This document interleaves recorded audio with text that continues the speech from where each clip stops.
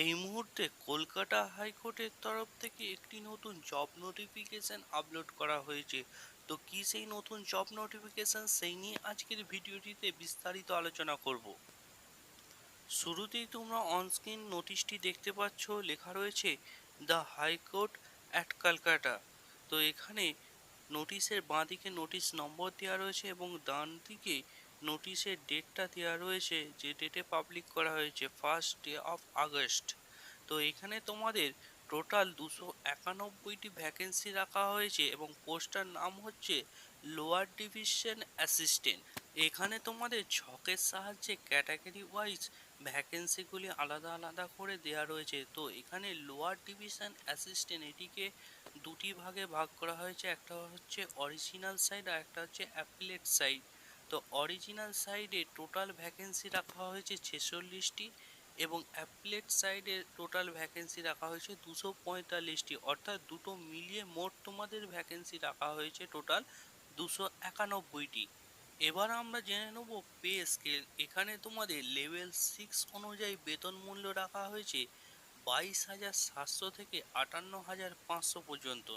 এবার আসছি most important point, educational qualification অর্থাৎ শিক্ষাগত যোগ্যতা। এখানে তোমাদের শিক্ষাগত যোগ্যতাতে বলা হচ্ছে must have passed in the higher secondary education from the West Bengal Council of Higher Secondary Education or its equivalent examination from a recognized council or board। অর্থাৎ তোমাদের এখানে উচ্চ মাধ্যমিক পাস করতে হবে আমাদের West Bengal council of higher secondary education থেকে, অথবা যে কোনো রেকগনাইজড কাউন্সিল অথবা বোর্ড থেকে। নেক্সট পয়েন্ট, এজ লিমিট অর্থাৎ তোমাদের বয়সটা।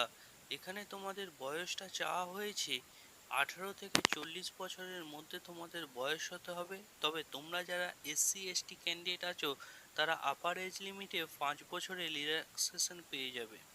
এবার আসছি মোড অফ সিলেকশন অর্থাৎ তোমাদের নিয়োগ প্রক্রিয়া। এখানে তোমাদের নিয়োগ প্রক্রিয়াটি কতগুলি ফেজে ভাগ করা হয়েছে। তো ফেজ 1-এ তোমাদের বলা হচ্ছে প্রিলিমিনারি স্ক্রিনিং টেস্ট। তো এখানে তোমাদের টাইমটা রাখা হয়েছে 90 মিনিট এবং এখানে সাবজেক্টটা রাখা হয়েছে arithmetic, general knowledge and computer proficiency, general intelligence, তার শেষে হচ্ছে ইংলিশ। তো এখানে তোমাদের টোটাল মার্কস রাখা হয়েছে 100, অর্থাৎ এখানে তোমাদের প্রত্যেক কোশ্চেনের জন্য 1 নাম্বার করে থাকছে এবং ভুল হলেও প্রত্যেক কোশ্চেনের জন্য 1 নাম্বার করে মাইনাস হবে। এবং এখানে তোমরা কোশ্চেন পেপারটি অ্যাভেলেবেল পাবে ইংলিশ ল্যাঙ্গুয়েজে।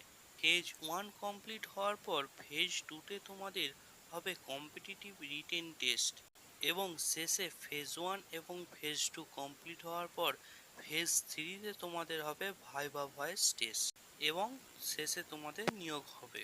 এবার আসছি এক্সামিনেশন ফিস। এখানে তোমাদের SC ST ক্যান্ডিডেটদের জন্য এক্সামিনেশন ফিস রাখা হয়েছে 400 টাকা। তবে তোমরা যারা বাদ বাকি ক্যান্ডিডেট আছো তাদের জন্য তোমাদের এক্সামিনেশন ফিস রাখা হয়েছে 800 টাকা। তবে এখানে যারা যেসব ক্যান্ডিডেটরা এক্সটেম ক্যাটাগরি এবং এক্স সার্ভিসম্যান ক্যাটাগরি থেকে বিলং করে তাদের কোনো ফিস লাগছে না।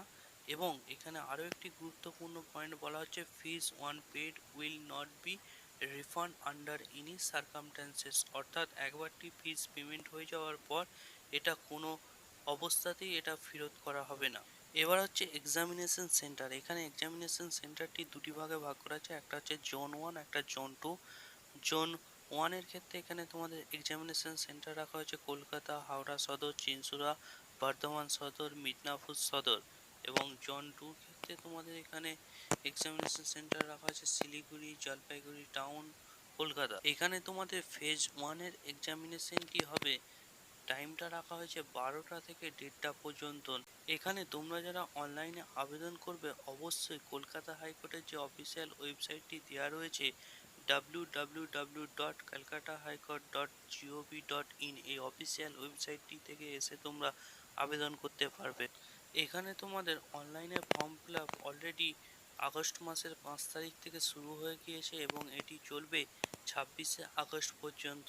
এবং পরবর্তী ক্ষেত্রে অ্যাডমিট কার্ড ডাউনলোড ডেট, তারপর হচ্ছে ফেজ 1 এর যে এক্সাম ডেট, এগুলি পরবর্তী ক্ষেত্রে জানিয়ে দেওয়া হয়। এরকমই জব আপডেট সংক্রান্ত ভিডিও পেতে চাইলে আমাদের চ্যানেলটি সাবস্ক্রাইব করুন এবং ভিডিওটিকে লাইক করুন এবং শেয়ার করুন।